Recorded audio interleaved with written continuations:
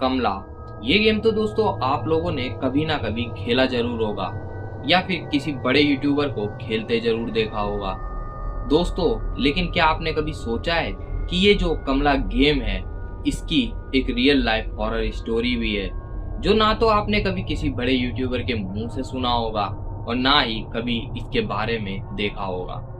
दोस्तों आज की इस वीडियो में मैं आप लोगों को कमला गेम की रियल लाइफ हॉरर स्टोरी बताने वाला हूं।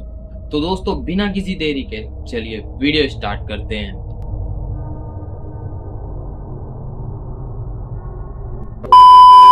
दोस्तों ये जो कहानी शुरू होती है ये शुरू होती है साल 1960 से, क्योंकि उस टाइम पर एक लड़की का जन्म हुआ था। उसका नाम था कमला।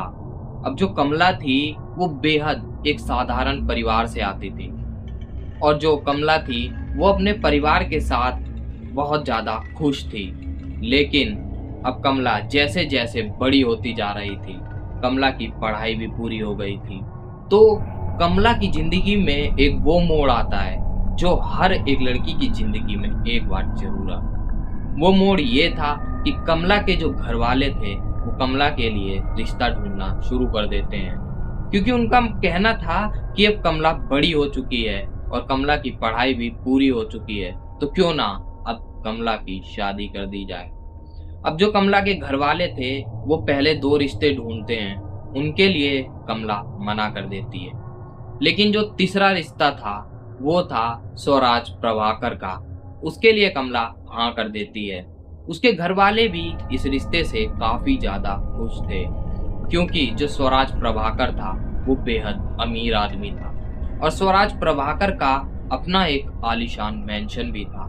अब हर माँ बाप यही चाहते हैं कि उनकी जो बेटी है वो एकदम अच्छे परिवार में रहे, जहाँ पर उनकी बेटी काफी खुश रहे।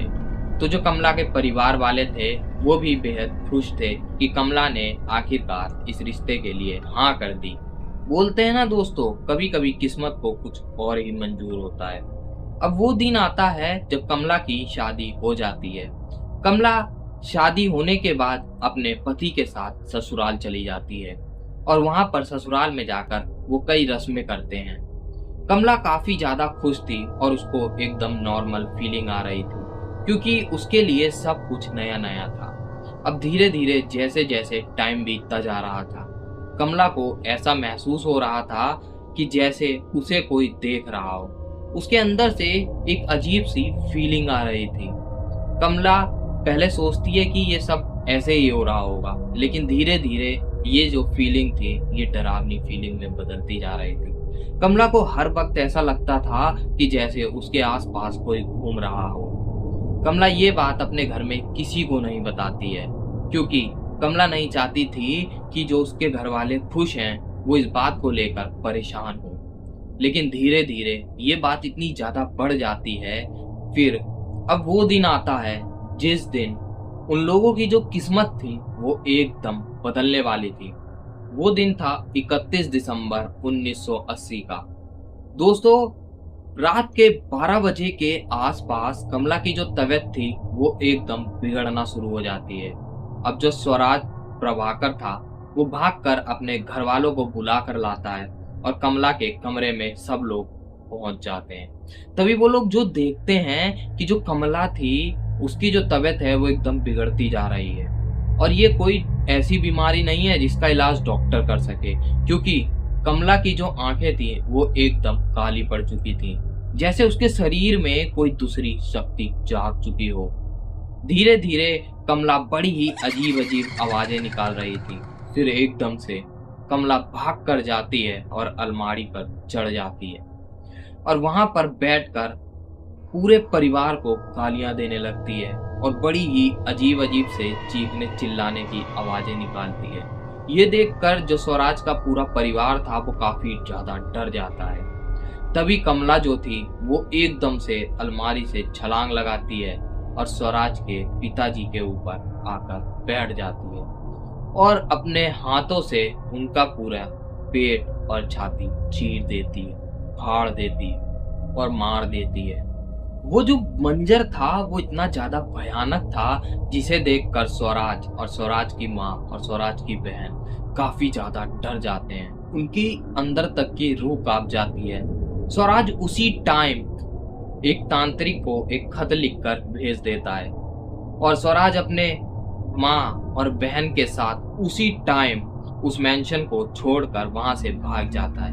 और वो जो स्वराज था वो कमला को उसी मेंशन के एक कमरे में बंद कर देता है और जो मेन गेट था उस पर आग लगा देता है और वो लोग उस मेंशन को छोड़कर कहीं दूर चले जाते हैं। अब कमला जो थी वो उसी आलीशान मेंशन में बंद थी और वो आलीशान मेंशन अब कोई मेंशन नहीं रहा था, अब वो एक भूत बंगला बन चुका था। अब कुछ समय बाद वो जो खत था वो तांत्रिक को मिलता है। तांत्रिक जैसे ही उस खत को पढ़ता है तो तांत्रिक समझ जाता है कि ये जो मामला है ये बेहद गंभीर है, क्योंकि नई नवेली दुल्हन पर किसी ने इतना भयानक काला जादू कर रखा है जिसकी वजह से वो ऐसी हरकतें कर रही है। और वो जो तांत्रिक था वो बिना किसी देरी के अपने वहां से निकलकर स्वराज के आलीशान मेंशन की तरफ आ जाता है। जब वो उस मेंशन में पहुंचता है तब वो देखता है कि अब जो वो मेंशन था वो एकदम खंडर हो चुका है और मेन गेट पर आग लगी हुई है, जैसे कि हम गेम में देखते हैं। जैसे तैसे करके तांत्रिक मेन गेट की आग को बुझाता है और घर में एंटर करता है और जैसे ही एंटर करता है तो तांत्रिक चारों तरफ देखता है कि मकड़ी के जाले, खून के निशान चारों तरफ थे। ये देखकर तांत्रिक समझ जाता है कि यहाँ पर कोई बेहद खतरनाक शक्ति है।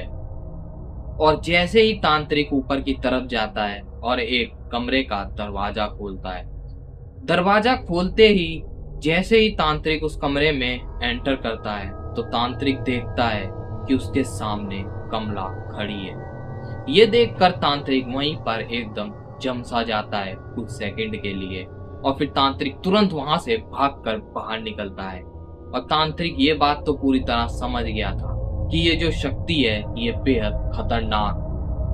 अब जो तांत्रिक था वो कमला को बचाने के लिए एक रिचुअल की तैयारी करता है। उस रिचुअल से वो जो कमला के अंदर एक नेगेटिव एनर्जी थी उसको निकालने की तांत्रिक जो था वो तैयारी करता है। अब तांत्रिक को उस रिचुअल को तैयार करने के लिए कुछ खास चीजों की जरूरत थी, जैसे कि हम गेम में देखते हैं कलश, हनुमान चालीसा, नमक, गंगा जल, इन सब चीजों की उस तांत्रिक को जरूरत थी। तांत्रिक उस घर में एक एक करके सभी चीज ढूंढता है। तभी तांत्रिक को एक जगह पर एक खत मिलता है जो कि स्वराज प्रभाकर ने लिखा था, जिसे पढ़ने के बाद तांत्रिक काफी ज्यादा शौक में आ जाता है, क्योंकि उस खत में लिखा था कि स्वराज प्रभाकर का एक भाई है जिसका नाम है राज प्रभाकर।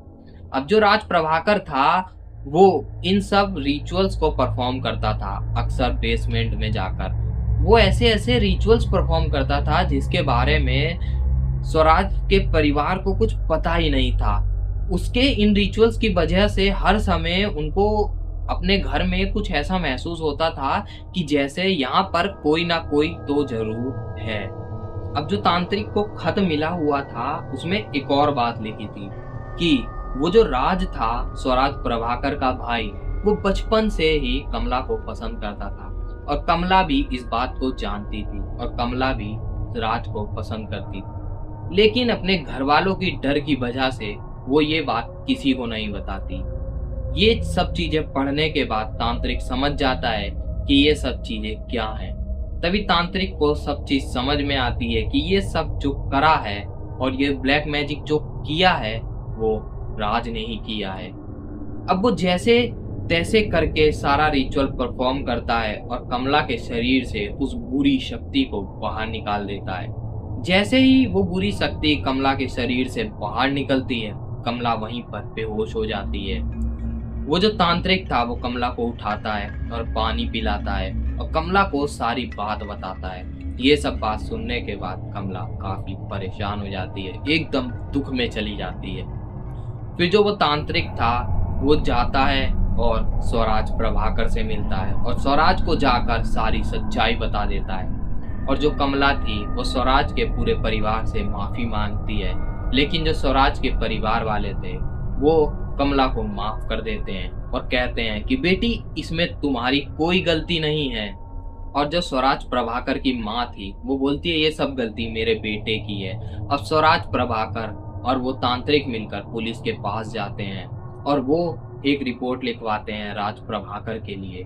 और फिर जो पुलिस थी वो काफी मशक्कत के बाद राज प्रभाकर को ढूंढ लेती है और उसे जेल में डाल देती है। अब जो कमला की फैमिली थी अब दूसरा घर लेकर वो वहां पर खुशहाल जिंदगी जीने लग जाते हैं। दोस्तों ये थी कमला गेम की एक रियल लाइफ हॉरर स्टोरी। दोस्तों आपको ये स्टोरी कैसी लगी हमें कमेंट में जरूर बताना और हमारे चैनल को भी सब्सक्राइब जरूर करना। तो दोस्तों इसी के साथ आपसे मिलते हैं नेक्स्ट वीडियो में।